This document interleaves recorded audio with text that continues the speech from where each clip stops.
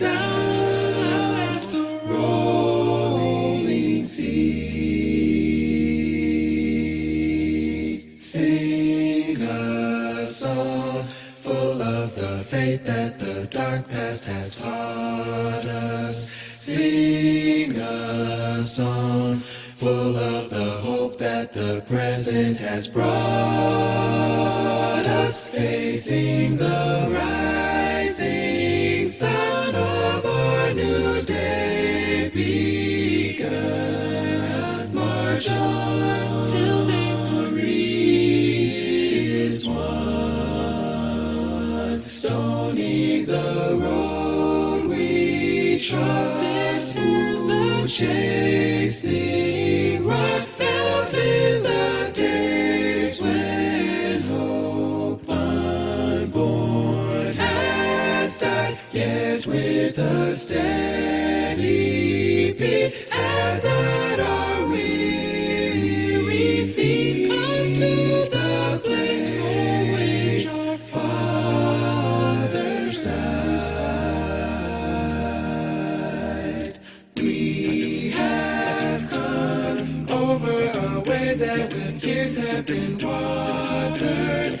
We have come treading our path through the blood of the slaughter, out from the gloomy past till now we stand at last, where the white gleam of a bright star is cast.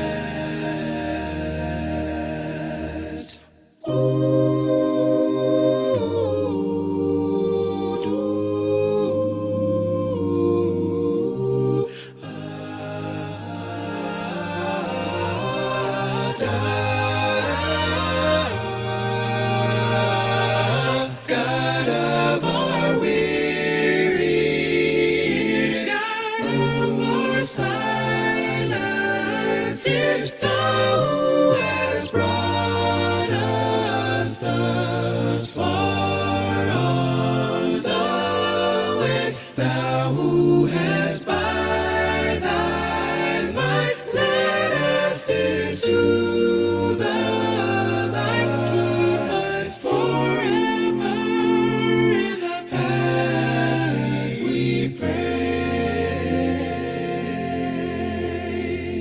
Lest our feet stray from the places, our God, where we met thee.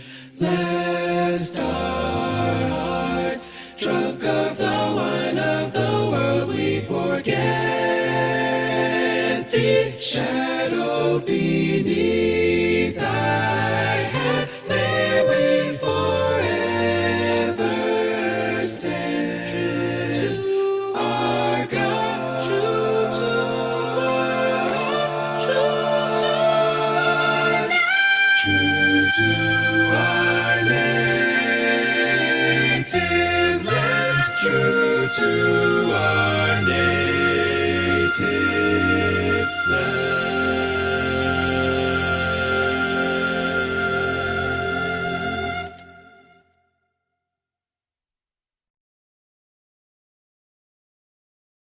Good morning. Welcome to the Universalist Unitarian Church of Riverside. My name is Adam, and I serve as the chair of the Social and Environmental Justice Committee in this community of caring and of justice seekers. Many of the people around you found a spiritual home here after searching for a place that's caring and welcoming of our individual gifts. What we share here is not an unchanging dogma, but an affirmation that we are called to be agents of love and justice, and to build a world where everyone is cherished for who they are.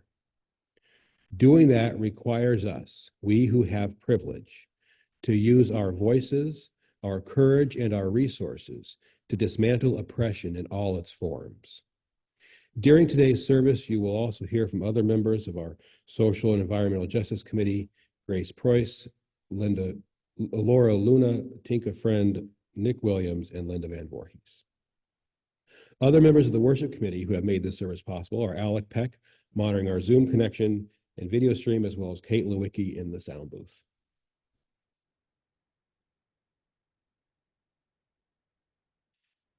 Our opening hymn this morning is number 1040, Hush, from the Teal Hymnal. Feel free to sing as the Spirit moves you. Please stand in body or spirit and join us in singing hymn number 1040, Hush.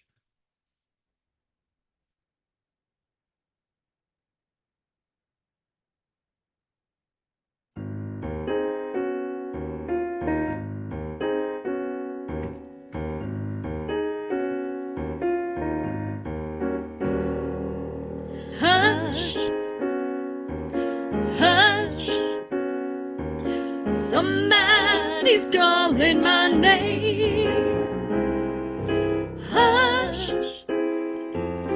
hush, somebody's calling my name. Hush, hush, somebody's calling my name. Oh my Lord, what shall I do? What shall I do? Sounds like freedom. Somebody's calling my name. Sounds like freedom. Somebody's calling my name. Sounds like freedom. Somebody's calling my name. Oh my Lord, what shall I do? What shall I do?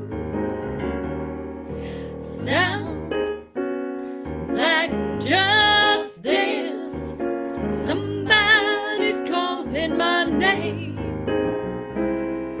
Sounds like justice. Somebody's calling my name. Sounds like justice. Somebody's calling my name. Oh my Lord, what shall I do? What shall I do? Soon, one morning, death come creeping into my room. Soon, one morning, death come creeping into my room. Soon, one morning, death come creeping into my room. Oh my Lord, what shall I do? What shall I do? I'm so glad trouble don't last always. I'm so glad trouble don't last always. I'm so glad trouble don't last always. Oh my Lord, what shall I do? What shall I do? Hush, hush, somebody's calling my name. Hush, hush, somebody's calling my name. Hush, hush, somebody's calling my name. Oh my Lord, what shall I do? What shall I do? Oh my Lord, what shall I do?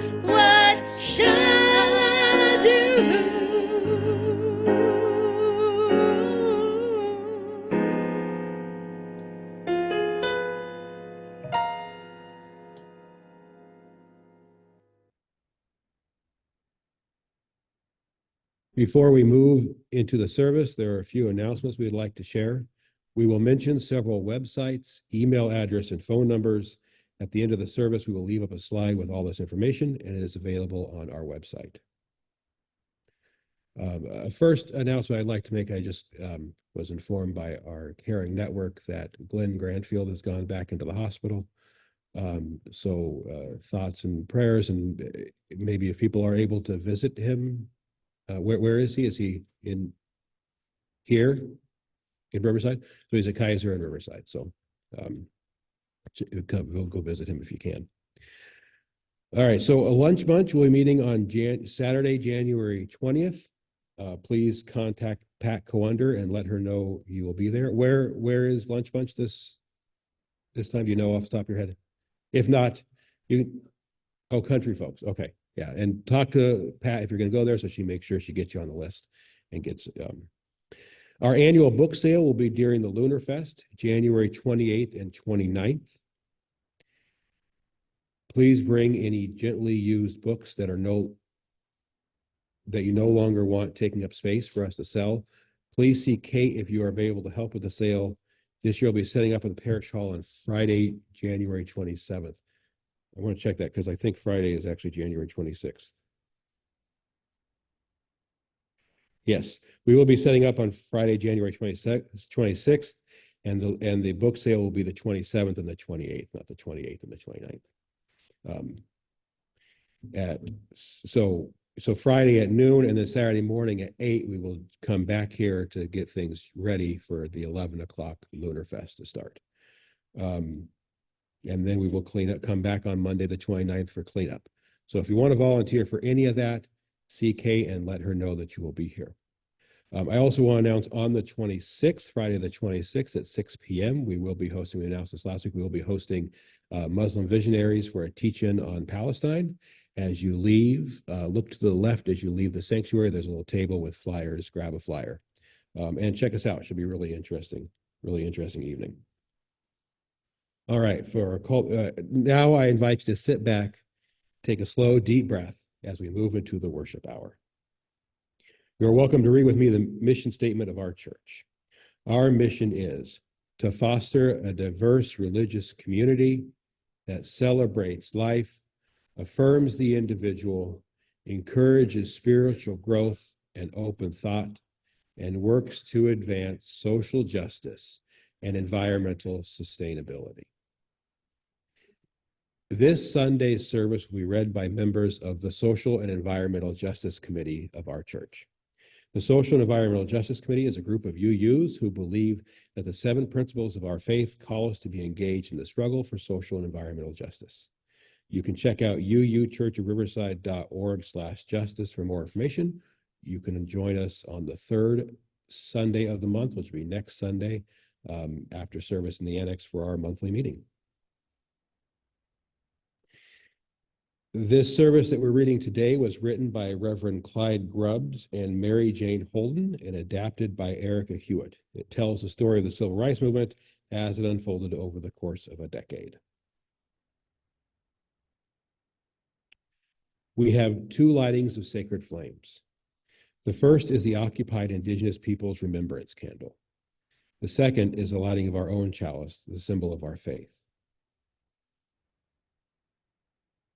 We walk upon the traditional territories of diverse and sovereign peoples, the original people of this land, who continue to cry out for justice and self-determination. This spot we occupy was first a sacred space of several groups of Indigenous people, including the Cahuilla, the Cupeño, and the Serrano. We, the Universalist Unitarian Church of Riverside, light this sacred flame as the stewards of this sacred and holy place.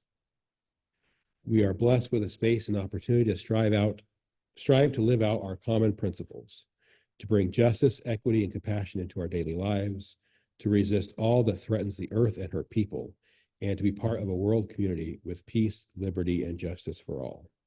Let these thoughts carry us forth as we journey in worship together.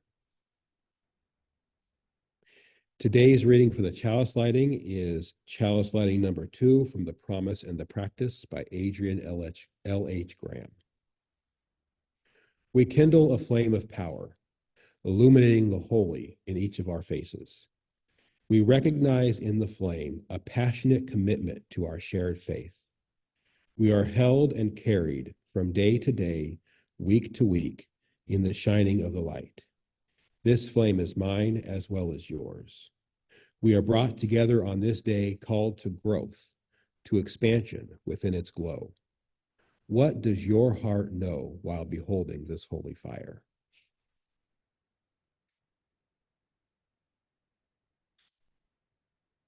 Thank you, Bill.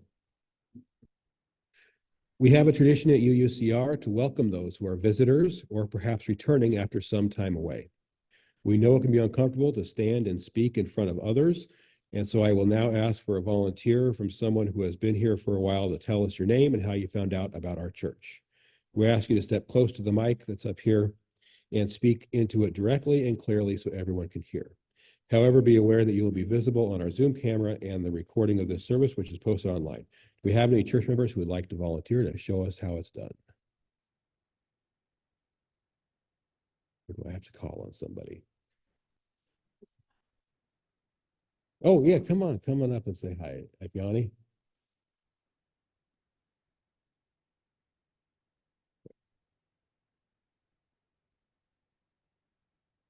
Good morning. Good morning. My name is Ipiani Lockhart.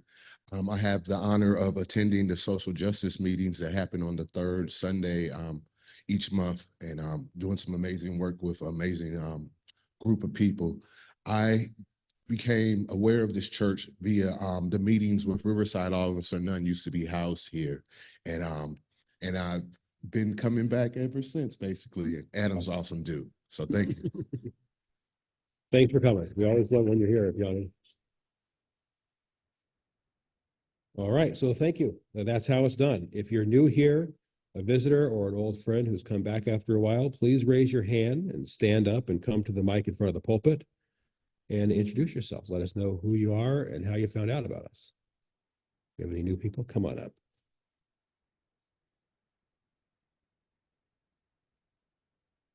Good morning. My name is Vicki Castro, and we just ran across you on the internet and thought it was a beautiful church and wanted to come and visit with you. Awesome, thanks. If there is someone online who would like to introduce yourselves, you can use the raise hand function and we will call on you by Zoom. Just again, let us know who you are, where you're from, and how you found out about us. Any more folks here in person who'd like to come on up?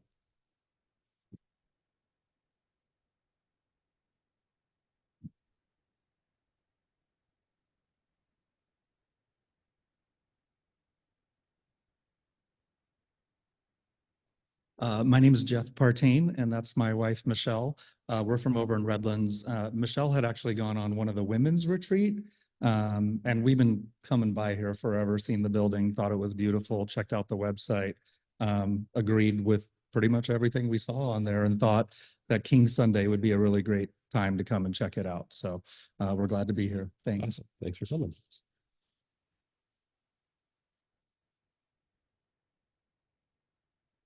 Anyone else here in person? Anyone else? Is there anyone online who has risen their hand and wants to introduce themselves? No? All right. For any other new guests, please join us for socializing and coffee hour after the service. We'd love to chat with you in the parish hall, where you can also find our visitors book, also our digital visitors book you can sign online. You can leave your name before you leave so that we know you were here, and your contact information, and you can find out about upcoming events. We'll get you on the regular email. For those who are online, the best way to get added to our mailing list is to email the church office at admin@uuchurchofriverside.org. All right, our hymn now is number 1020, Woyaya, from the Teal Hymnal. Feel free to sing as the Spirit moves you. Please stand in body or spirit and join us in singing number 1020, Woyaya.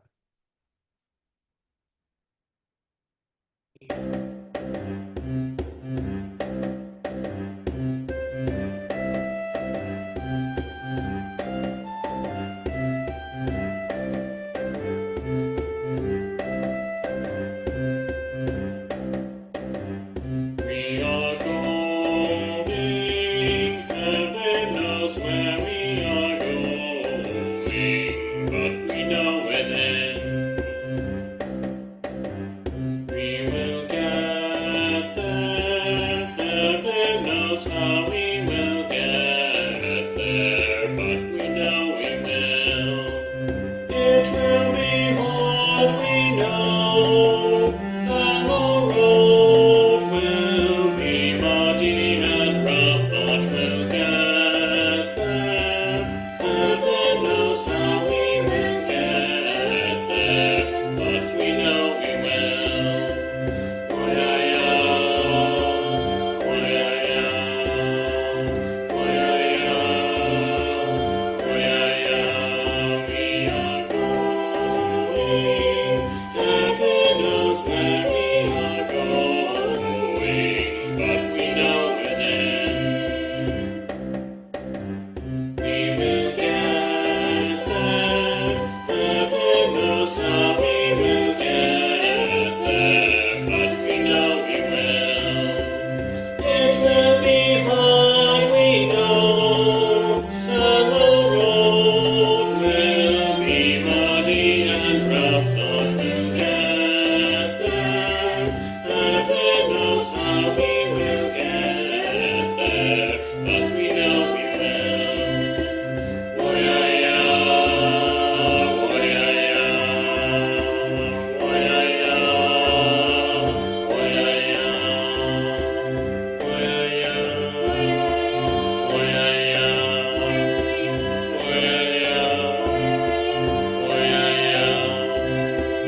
oh-yeah-yeah,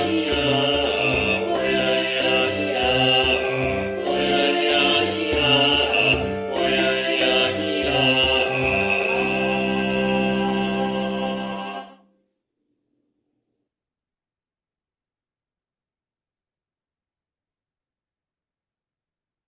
Thank you.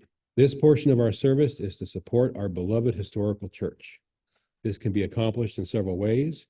In addition to the weekly collection that we're doing now, you may send your checks to the church address, which is shown here. You may contribute to PayPal by using the QR code, which is also shown here, as well as on the church website and in the newsletter. I believe there are copies of the newsletter at the door as you come in. Stater Brothers Market gives our church a rebate on Stater grocery cards, which we will have in church each Sunday. Amazon gift cards are also available. You get the full value, and the church also receives a percentage for free. Please see Robert Braun here or in the office during the week if you'd like to purchase some of those gift cards. Please donate as the Spirit moves you by whatever method works best for you. Thank you for your generosity. And to those who give of their time and their talent, thank you for your generous care and attention. Will our ushers now please come forward to receive the collection? And I believe, we'll have a bag that will go around also to collect any food or hygiene items to be distributed to those in need.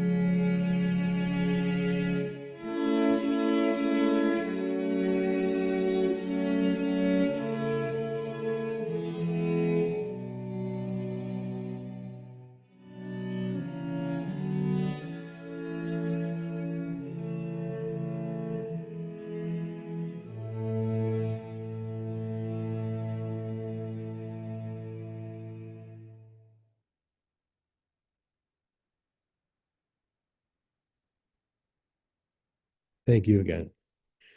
Our next hymn is number 402, From You I Receive, from the Gray Hymnal. Please feel free to sing as the Spirit moves you. Please stand in body or spirit and join us in singing hymn number 402, From You I Receive.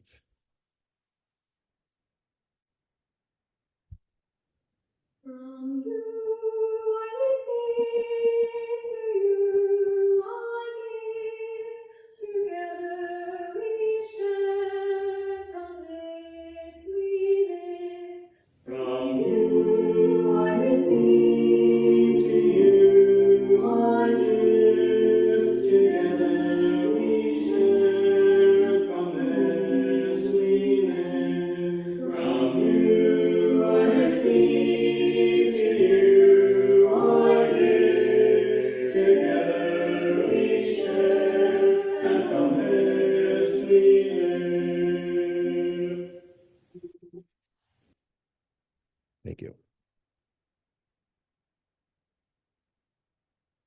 It is a privilege to present this service today, written by Reverend Clyde Grubbs and Mary Jane Holman.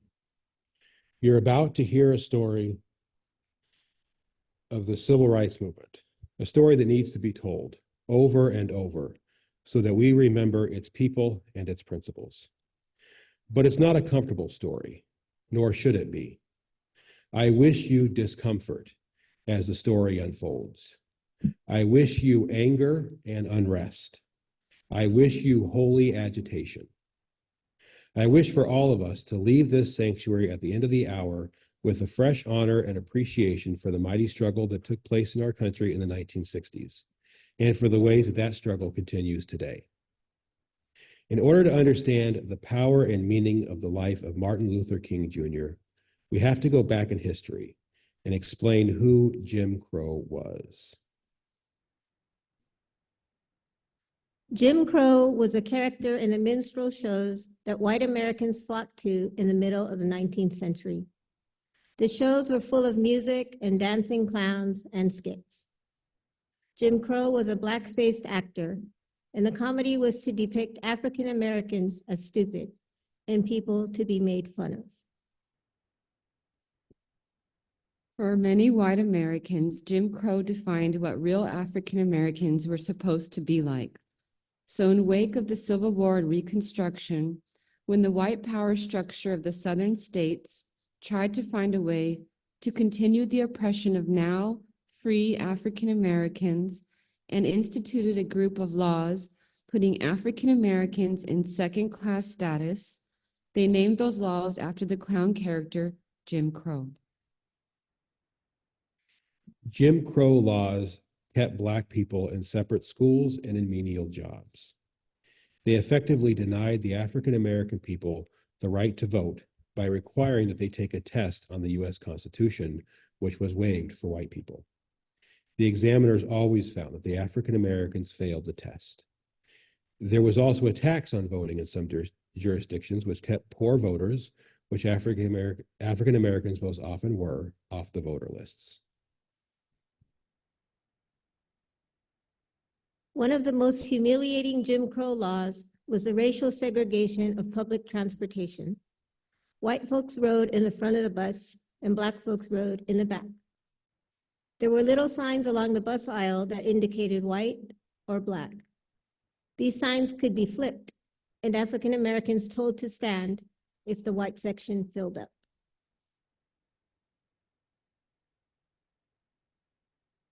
The African American people struggled against Jim Crow laws since their inception, but in 1954, the Supreme Court made a landmark decision. In Brown versus the Board of Education, the court made it clear that laws setting up separate schools were unconstitutional. Separate schools were inherently unequal, and they therefore violated the Equal Protection Clause of the Constitution. It was clear that Brown versus Board of Education meant an end to all forms of racial segregation in public facilities, but local Jim Crow laws would need to be overcome one by one. Our meditation today is There is More Love Somewhere. This hymn comes to us from the African American spiritual tradition. It is a song of hope for liberation and equality. Although originally sung by slaves hoping for freedom, today it is sung in hopes of true equality. And I ask that you watch the video as a meditation without singing along. As the song is sung, read the headlines and see the pictures that talk about anti-Asian hate during the COVID pandemic that will remind us that we still hope for more love someday.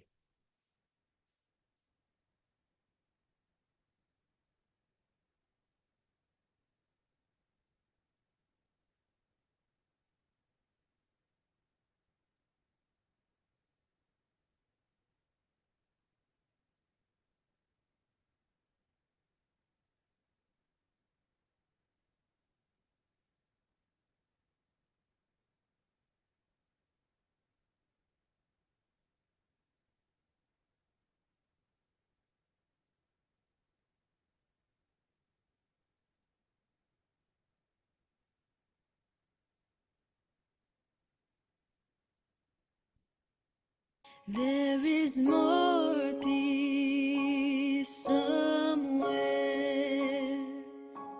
There is more peace somewhere.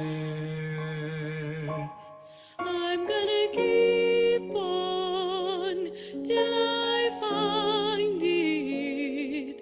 There is more peace somewhere.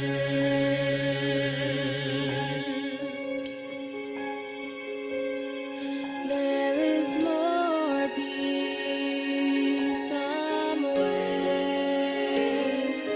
There is more love somewhere. There is more love somewhere. I'm gonna keep on till I find it. There is more love somewhere.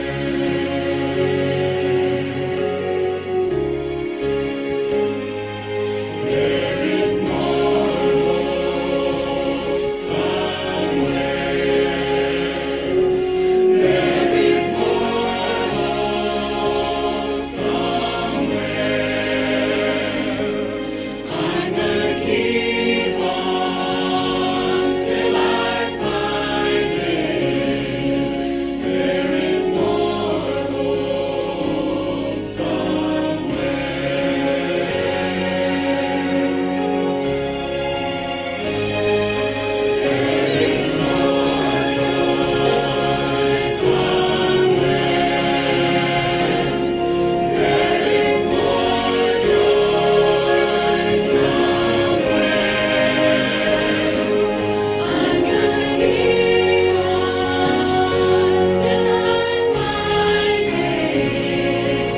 I'm gonna keep on till I find it. I'm gonna keep on till I find it. There is more joy somewhere.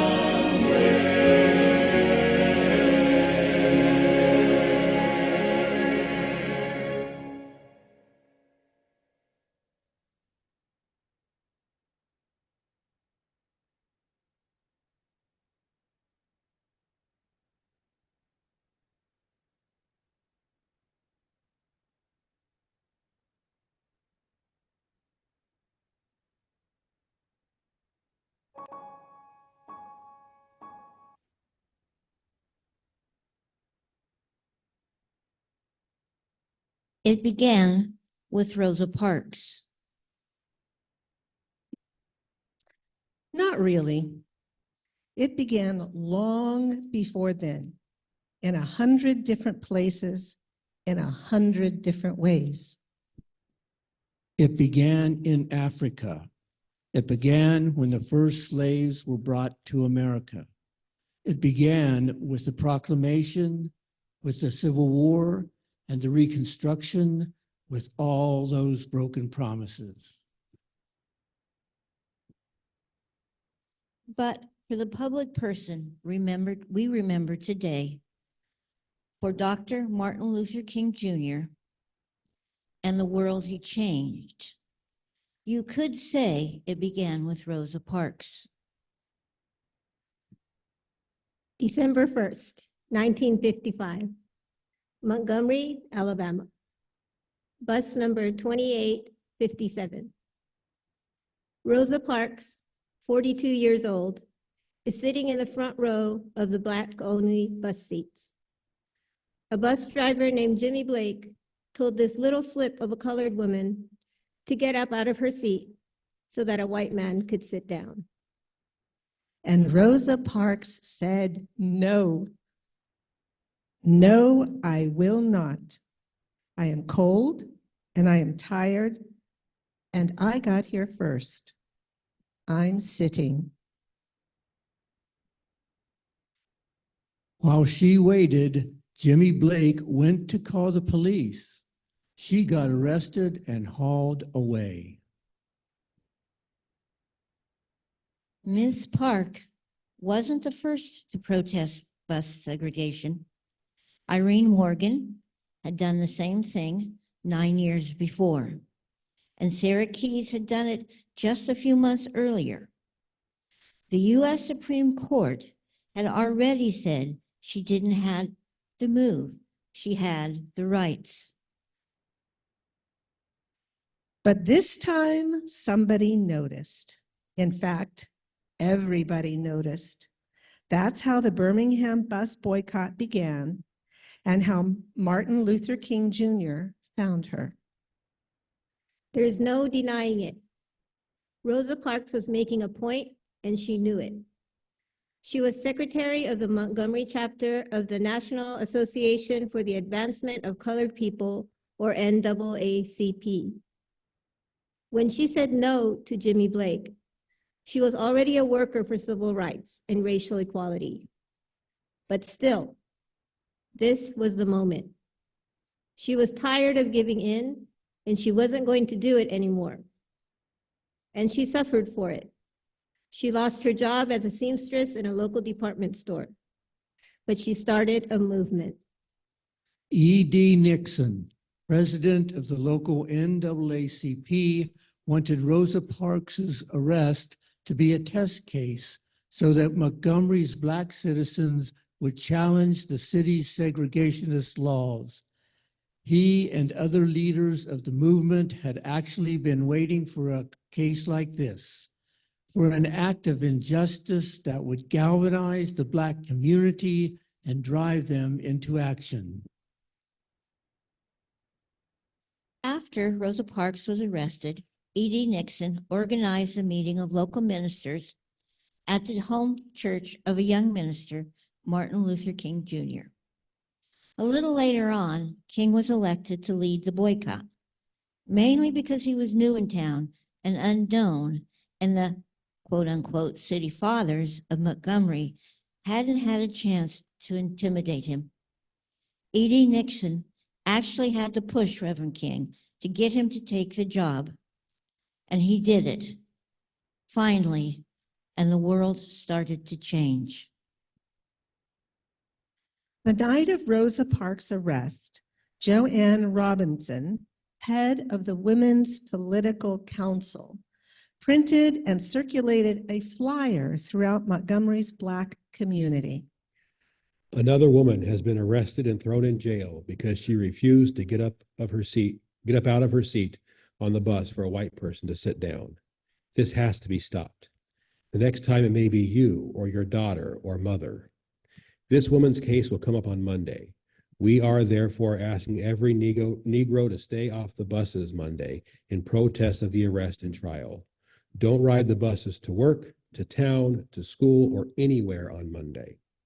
You can afford to stay out of school for one day if you have no other way to go except by bus. You can also afford to stay out of town for one day. If you work, take a cab or walk. But please, children and grown-ups, don't ride the bus at all on Monday. That was December 2nd. On December 3rd, almost no Black people rode the buses in Montgomery, Alabama. Instead, boycotters just stayed home or organized carpools.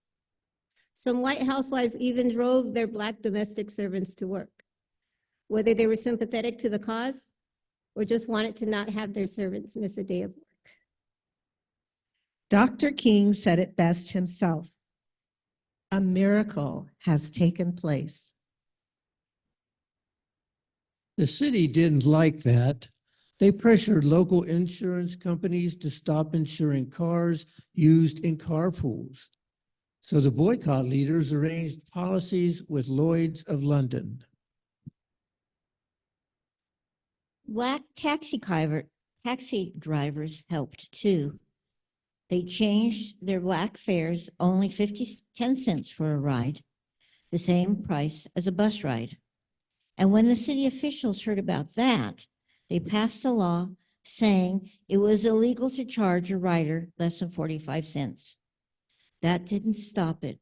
It just got bigger. People started riding bicycles.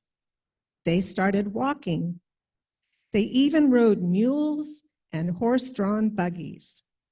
And across the country, Black churches raised money to support the boycott. They even collected shoes to replace the worn-out footwear of Montgomery's Black citizens. The white racist power structure, part of a group called the White Citizens Council, fought back. Martin Luther King Jr.'s and Ralph Abernathy's houses were firebombed.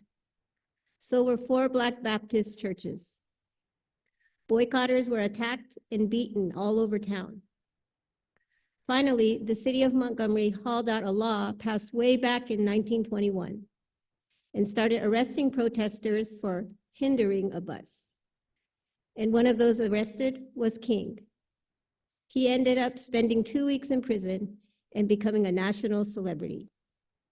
Much later, Dr. King said, I was proud of my crime. It was the crime of joining my people in a nonviolent protest against injustice. The Montgomery bus boycott was an 11-month mass protest that ended with the U.S. Supreme Court ruling that public bus segregation is unconstitutional. Dr. King saw it was about much more than that. It wasn't just about a Black woman in Montgomery getting pushed around. It wasn't just about one law in one city. It was about the rights of all Black people. It was time to stand up. King said, In all of our actions, we must stick together. Unity is the great need of the hour, and if we are united, we can get many of the things that we not only desire, but which we justly deserve. By the way, Rosa Parks came out okay. She was awarded the Congressional Gold Medal, and there's a statue of her in the National Statuary Hall. When she died, she laid in honor in the Capitol Rotunda in Washington, D.C. Only the 3rd private citizen to lie in honor in the Rotunda, Rosa Parks. By 1963, the civil rights movement had grown into a national movement. There had been sit-ins at lunch counters, voter registration drives, freedom rides on interstate buses, and many school districts had accepted school desegregation. But there was fierce resistance in a number of states, including Alabama. Governor George Wallace and the officials in a number of locales vowed to resist even in the face of court decisions and growing federal pressure. Wallace had just become governor of Alabama. His inaugural speech contained these words: "In the name of the greatest people that have ever trod this earth, I draw the line in the dust and toss the gauntlet before the feet of tyranny. And I say segregation now, segregation tomorrow, segregation forever." Wallace would be proven wrong, but it took several years of determined effort to overcome Alabama white supremacist power structure. Birmingham, Alabama, 1963. Martin Luther King Jr.'s and the Southern Christian Leadership Conference, that's SCLC, nonviolent approach to social change was truly taking hold, and its leadership agreed. It was time to attack it head on, and to do it in the center of the segregationist resistance. Like the late Congressman John Lewis said, Our goal in Birmingham was larger than ending segregation in one southern city. It was our hope that our efforts in Birmingham would dramatize the fight and determination African American citizens in all the southern states, and that we would force the Kennedy administration to draft and push through Congress a comprehensive Civil Rights Act outlining segregation and racial discrimination in public accommodations, employment, and education. Bull Connor, Birmingham's Commissioner of Public Safety, was a determined segregationist. So when SCLC finally launched its anti-segregation campaign in early April, Bull Connor put up a wall of resistance. It started with mass meetings and direct action. King talked endlessly about the philosophy of nonviolence and its methods, and gathered volunteers for lunch counter sit-ins, marches on city halls, a boycott of downtown merchants. The number of volunteers increased every day. Now there were kneel-ins at churches, sit-ins at the library, and a march on the county building to mark the opening of a voter registration drive. On April 10th, the city government got a court injunction ordering an end to all protests. But Martin Luther King Jr. and the SCLC disobeyed the court order. King declared, We cannot in all good conscience obey such an injunction, which is an unjust, undemocratic, and unconstitutional misuse of the legal process. King himself knew he would be arrested if he kept on going, and he worried about that. They were running out of money, and Dr. King was good at fundraising. He wondered if he could do more on the outside than on the inside, but finally he decided he had to go to jail in Birmingham. Friends, he said, I have to make a faith act. I don't know what will happen or what the outcome will be. I don't know where the money will come from. But on April 12th, he got himself arrested for violating the court order, and he was slammed into solitary confinement. He wasn't even allowed to call his wife, Coretta, who was at home recovering from giving birth. Attorney General Bobby Kennedy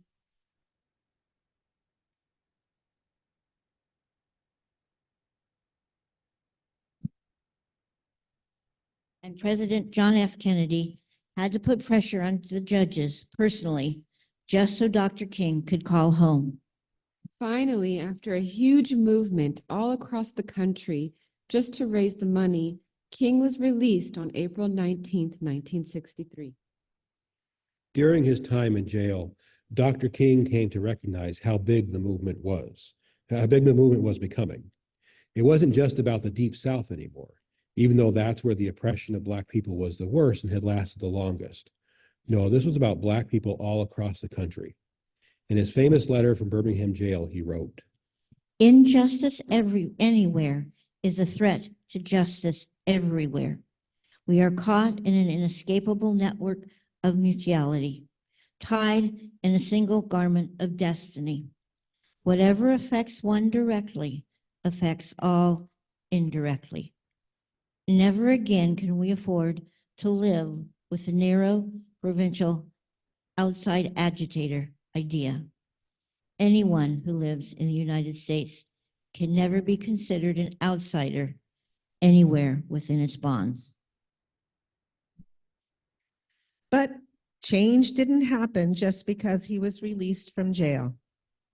There had to be a way to keep the pressure up, to make the civil rights movement a truly national event. And that's when the children came. The grown-ups in the movement wanted to keep up the pressure. They really wanted things to change. So they asked high school students to get involved in the demonstrations. They had no idea what a lion they were releasing. On May 2nd, barely 2 weeks after King's release, more than 1,000 Black children came together to protest in Birmingham, Alabama. 900 of them were arrested. The next day, nearly 2,500 more took their place. And Bull Connor, still in control, couldn't stand it.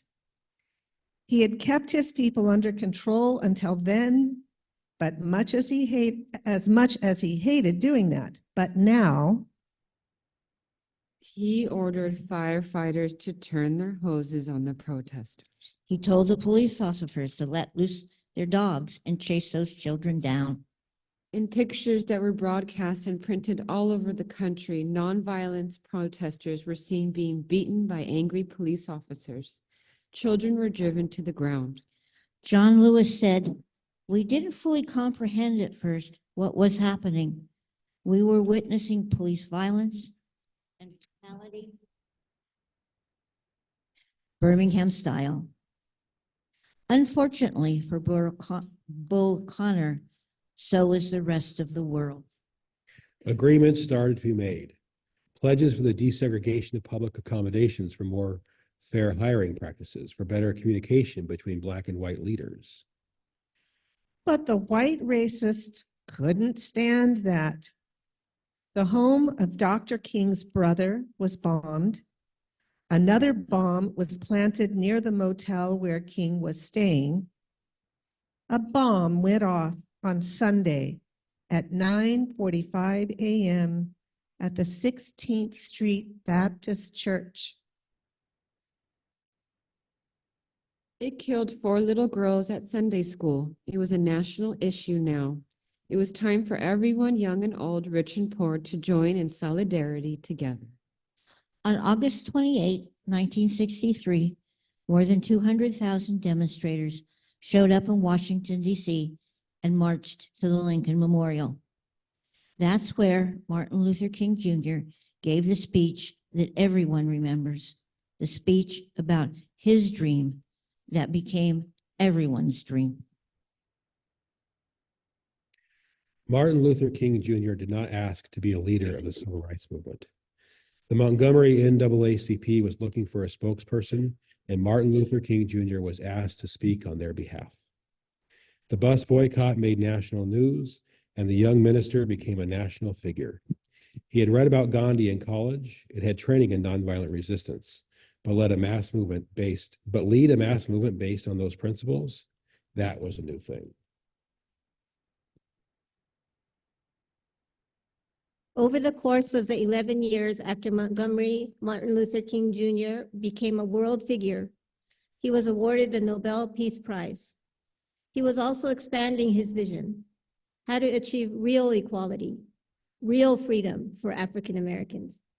He began to see that this would go beyond civil rights, that is, equal legal rights. He began to see that the problem was unequal distribution of wealth, that white, Asian, Latino, Native American, and African Americans were all suffering together in a system that perpetuated inequality and poverty. In the last days of his life, he became critical of the corporate power structure and the U.S. foreign policy.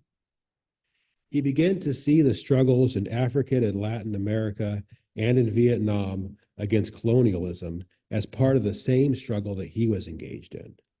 He made plans to join the civil rights movement with the labor movement in what he described as a poor people's movement.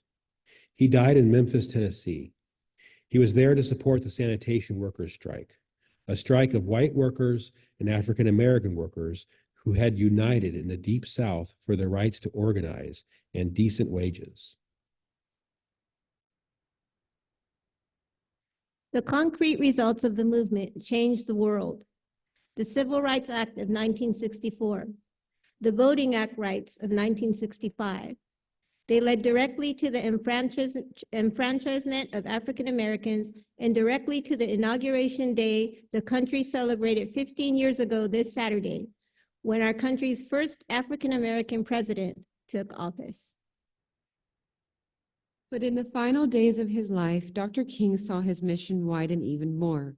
As the war in Vietnam grew deeper and wider, as thousands and thousands of Black people and white people and Asian people on both sides of the war continued to die, he saw that the quest for civil rights was a quest for human rights, that it was about the oppression of all people of every race all around the world.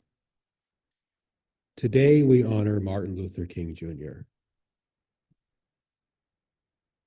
We give thanks for the movement that changed the world for the better and continues to change it today. And we remind ourselves that whatever color we are, wherever we come from, whoever we are, this is our movement too.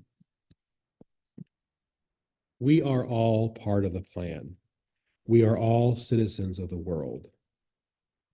At the beginning of our service today, I wished you discomfort, unrest, holy agitation.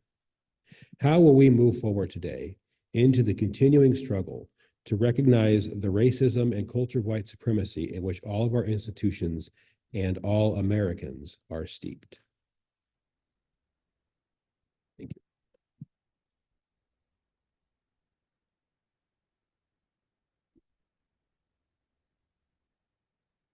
We heard our closing hymn this morning as our gathering hymn. Our closing hymn today is number 149 in the gray hymnal, Lift Every Voice and Sing. This song is known as the Black National Anthem, and it is, in the words of Aisha Ansano, a very, very powerful song. But it is often sung without context and at times sung without a lot of intentionality. These are Aisha's words. It's easy to open the hymnal and sing along without necessarily processing what we're saying, what the words we're saying really mean. Sing a song full of the faith that the dark past has taught us. Bitter the chastening rod felt in the days when hope unborn had died. We have come over a way that with tears has been watered. We have come treading our path through the blood of the slaughtered. This song deserves to be sung with attention. This is a song that starkly names the horrors and violence of racism in this country, and it is a song that should make us uncomfortable with the history that it calls upon, uncomfortable with the fact that the struggle for racial justice continues and has not come quite so far as it should have by now. How can anyone sing the words, treading our path through the blood of the slaughtered, without a deep, deep discomfort? So when we sing this song, will you join me in singing with intentionality? Will you join me in the deep discomfort that I will be feeling in singing those words? Discomfort with the pain and horror that those words refer back to, and discomfort with the fact that those words do not only refer to a distant history, but also to what is happening now. Will you commit to sitting with your own discomfort? And then will you tap into that discomfort and do something? Feel free to lift your voice and sing until earth and heaven ring with the harmonies of liberty. Please stand and body your spirit and join us in singing hymn number 149, Lift Every Voice and Sing.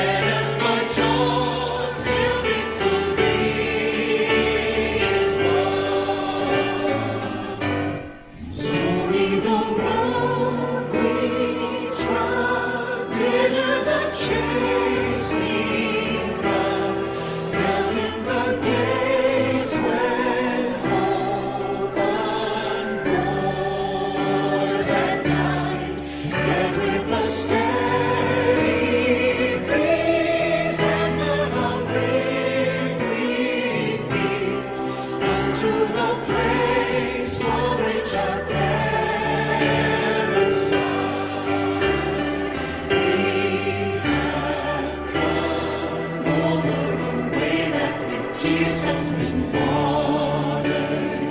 We have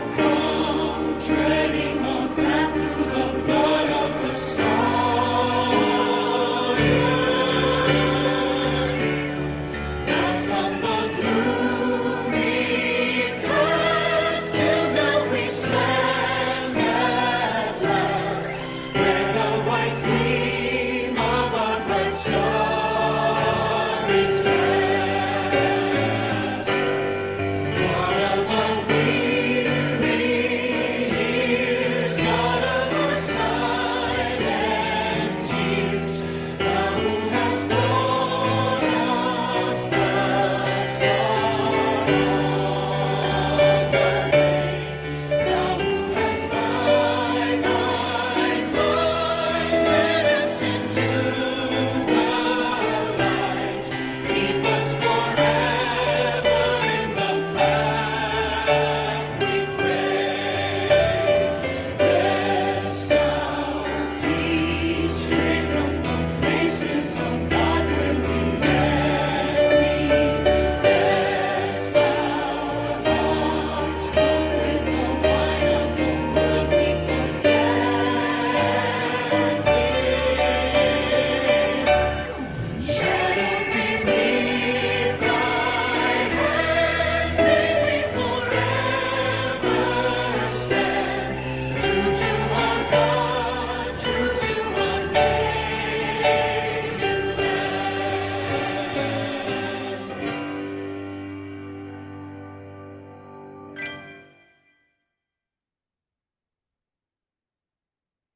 There we go. Our benediction today is Fitted for This Day by Reverend Kimberly Quinn Johnson. We are the ones we have been waiting for. We are not perfect, but we are perfectly fitted for this day. We are not without fault, but we can be honest to face our past as we chart a new future. We are the ones we have been waiting for. May we be bold and courageous to chart that new future. May we have faith in a future that is not known. We are the ones we have been waiting for. Namaste, Amen, Satu, and blessed be. Thank you to my fellow members of the Social and Environmental Justice Committee for sharing your valuable time and insights with us this morning. It's sincerely appreciated, and we know we will see you all again.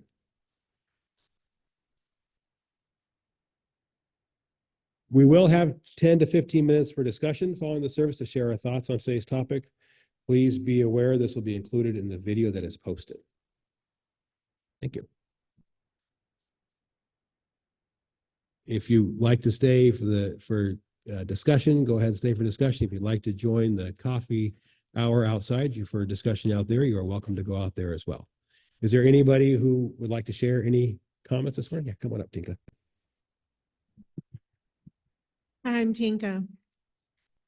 In 2015, Nick and I took a 2-month trip through the South, and we visited every Civil Rights Institute museum that we could during those 2 months.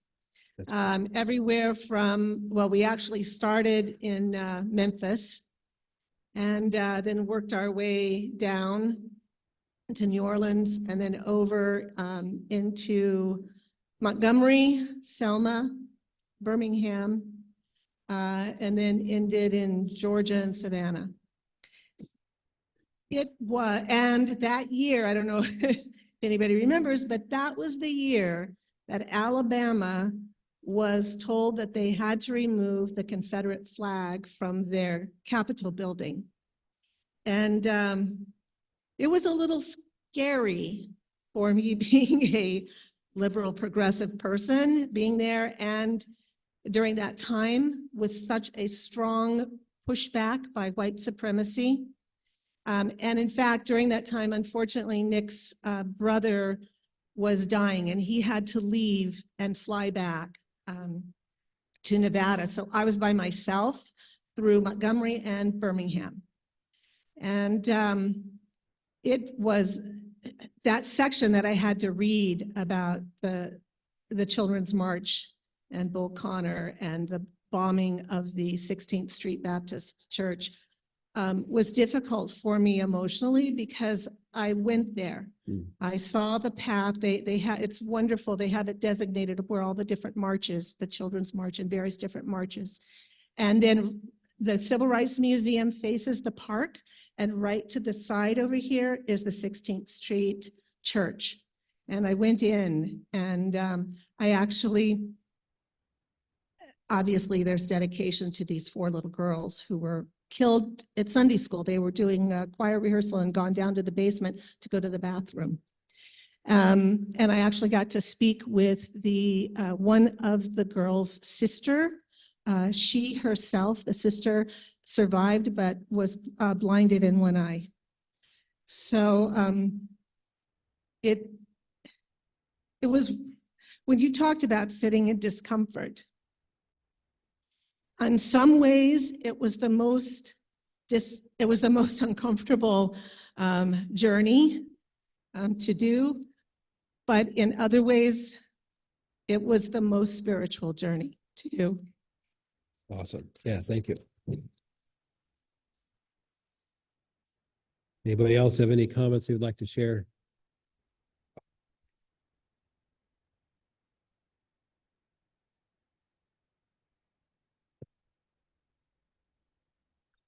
Hi, I'm Pat Gallender. Some of us are so old, we remember all this. In 1961, I went to college in Washington, D.C. And so John Kennedy was the president. I was in a Catholic school, and it was so exciting that there was a Catholic in the White House. That's not relevant to this, but the Kennedys were really important in all of this. I did feel like although Lyndon Johnson was actually more effective in getting the civil rights legislation passed, but it was an amazing time. I know people who went to the South to register voters. And seriously, their lives were at risk. It was just crazy. It was a crazy time. I want to mention the UU minister who went. Lots and lots of ministers went from all churches all over the United States, went to the South to protect the people trying to register to vote. And there was a UU minister who was killed, James Reed, Reed. Yeah. I wanted to honor him because that's incredible that he lost his life doing that. Thanks for listening. Yes, we did get to hear about James Reeb in a service earlier before we have. And I would recommend everybody, as you leave, there are pamphlets as you leave the hall on the right-hand side. One is labeled Our Values in History, and it has tells really good story, not only the civil rights movement, but movement for LGBT rights, for environmental justice, and how UUs and our values have really shaped a lot of what has happened in those areas. Yeah, I just want to add that in Selma, on the street just around the corner, well, actually in Selma, on the spot where Reverend James Reed was attacked with a baseball bat, which subsequently took his life. There is a little memorial, a plaque to him. And then also on the way from Selma to Montgomery, off to the side, there is a memorial to Viola, who was a UU woman from the North who came down and used her car to transport people back and forth during this march from Selma to Montgomery. And she was shot and killed in her car on the way. And it's the spot where her car went off the side of the road where she died.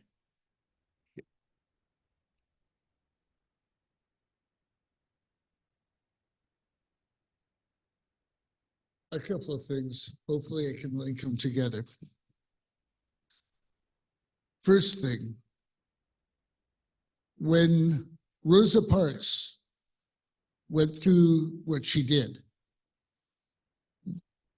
there was a point where they knew that they were doing this constantly to people, moving them around, shoveling them off of their seats.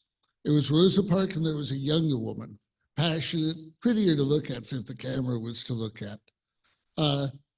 But they decided, no, we're going to go for Rosa. We're going to go with somebody with a stubborn core to her that looks a lot like every one of us. And that was one thing, is that when you see these dirty deeds get done, they look like us.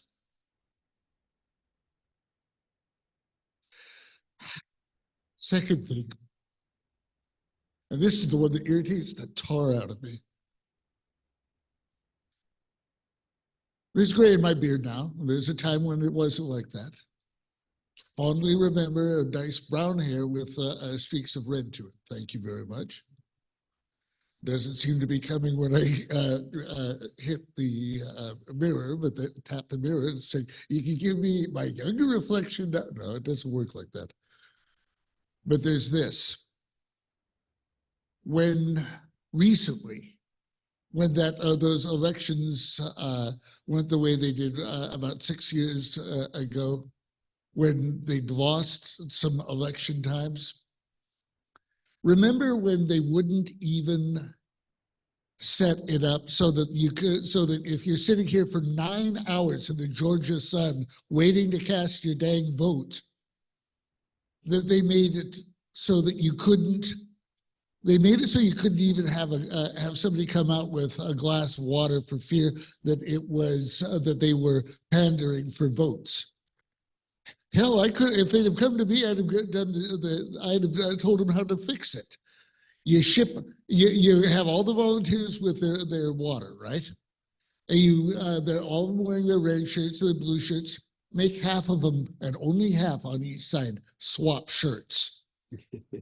So that they wouldn't have known, oh my God, it could actually have been just goodwill that says something like a lady that Rosa Parks' age shouldn't have to be sitting in the Georgia sun, 90 plus heat, 90 plus humidity, waiting 9 hours because these bleeps can't even figure out a way to open up a place so that people can vote and do a better job of it. And somebody else couldn't tend for them. And then when the time came when they had the numerical advantage, the first thing they did was to kill, one of the first things they did was to kill that and similar ideas. When I grew up in Colorado, you shoveled and you put the shovel away when you were done moving the snow. It wasn't out all the time, but if the snow was there, the shovel is nearby. But you put it away after the winter was done. And I wanted to live in a world where you could put the bloody shovel away. But instead, we have people who the first time they had an angle instead of saying, oh yeah, people can ride on a bus now, there's not segregated seating. These people, the first time they had an angle to push it back, they did so. I'm in a world where I can't put the damn shovel away. And it irritates the tar out of me. Mm-hmm. And I'm sorry for this, but when we have moments like that, it's going to look a lot more like Rosa than it is some fashion plate. Even if the younger girl didn't care, but okay, I'm done. Thank you. I just want to let people know, people in the sanctuary and also the people online, that I previously have done a service on both of those two people that I mentioned, the UU martyrs. And so you might want to go on our previous, because they are Should be on our recorded, YouTube, yeah. and on YouTube. So you might want to look at, listen to that in order to find out their stories, because they are remarkable. Absolutely. Yeah, come on up.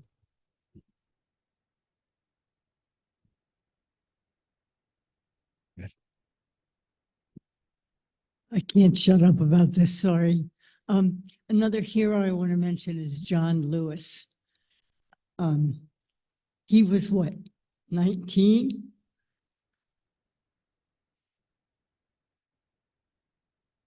And the march across the Pettus Bridge, he got a concussion because a policeman hit him, and he didn't know if he was going to live. I saw him at General Assembly recently, and he was just so awesome. He's gone now, but he always said, what our goal is to make good trouble. Mhm. The other thing I want to say, I went to graduate school in Baton Rouge, Louisiana, and racism was alive and well.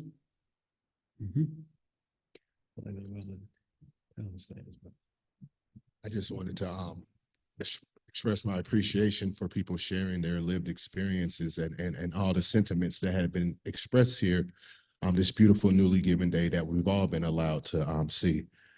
I think that in our future, if each of us can recognize each other's humanity, that we're all blessed to be alive, regardless of our religious beliefs, political affiliation, orientation, all those things, like we're blessed to be here today. And it's a small window of time that we each are allowed or allotted to see.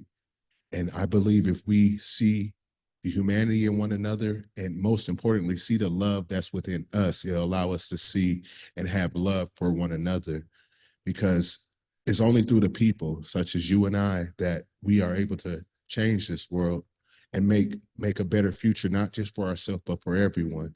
And I believe that we are worthy for a better future. So we each have a role and a part to play in this. It might not be to the levels of like Dr. King or Rosa Parks and many of others that have done many of things that we'll never know of. That will more than likely be us. But let our works be of those actions to make a better world. If it's something just simple, if acknowledging someone, just saying hello, just the kind acts. These, you never know what people are going through. And if we support and love one another as humanity, I believe that is nothing that we cannot overcome. Thank you for your time. Satu. Anyone, any more comments this morning? One more. All right, come on. Oh, yeah. Is there anyone online? No? Okay. Come on, Bill. Yes, the part that drove me nuts about the other is that when they decided to do that pushback on the stuff in Georgia, we're talking about 40 years after the unrest of the 60s. So you want to call it late 60s, fine, we'll cut it to 30. So I'd like, really, there's some lessons in life that we should have learned a lot quicker. I'm a slow study on certain things, but I think we can do better than 35 years. And with people like him and people like you out there, I know we can. That too. Linda. I'd like to add just one thing. And it has to do with the end of the sermon where it noted that while Dr. King was in jail, he recognized that the problem is just not a small minority of people, and not just a small area of our world, but all over the world. And when we talk about racism being alive, the most hideous, horrendous place it's alive is within our governments, where we do have systemic racism, where even today there are laws being passed that discriminate some group. Depending on who you are and where you live, you have to hate somebody, it seems. But I think myself, the most important place to address this is within that systemic system, because there we can make a huge impact if we actually, all of us, put our mind to it. Thank you. Okay. I was worried we hadn't heard from Walter yet, but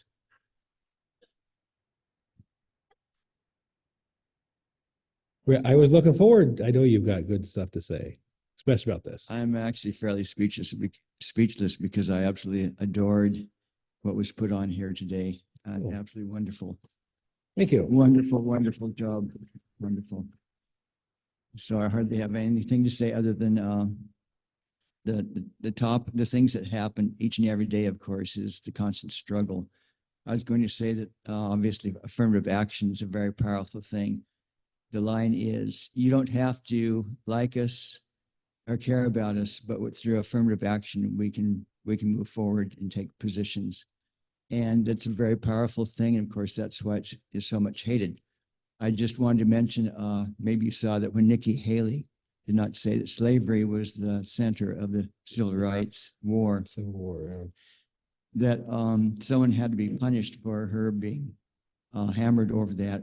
And so you saw that, I should remember her name, but the president of one of the Ivy League colleges, African-American female, less than a year, she was abruptly taken down by Stefanik, who suddenly worried very much because they asked her if I forget, a racist or not, she came to the campus, would she automatically say that they could not speak? And she said the more academic thing, which is it would depend on the context.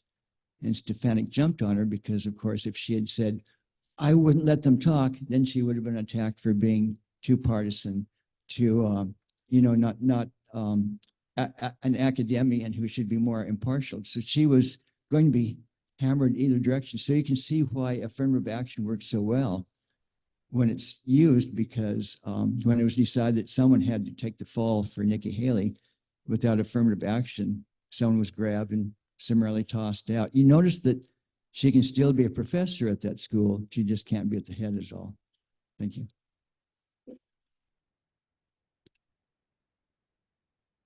Okay, well, quick moment of your time. Please write anybody you know and all of the government in regards to the Palestine issue and request that we stop being the aggressors. Thank you. Thank you.